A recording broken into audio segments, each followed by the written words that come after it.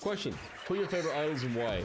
You mean gaming idols or just idols in general? A YouTuber called Shady Penguin was one of the reasons I started YouTube in the first place. And he's a YouTuber. I think he sits about 600,000 subs. Or I really enjoyed his energy as a YouTuber, and it was always like, that's just really enjoyed. He was like my comfort YouTuber. I would watch him no matter what. I'd rewatch his videos constantly. More recently, I'd probably say people like Small Ant and Ludwig for the way they handle streaming and the way they go about things, turning streams into content. In the Rocket League scene, I would say obviously people like Sunless, but then so like people like Johnny Boy and Waiton, two of my idols.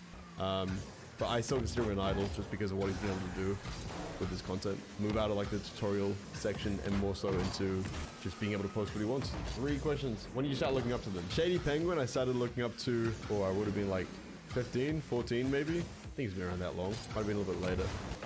I played Pokemon all my life, but I started discovering his content around that age. People like Small Ant was only recently when I started getting into YouTube and streaming. 2 years ago now.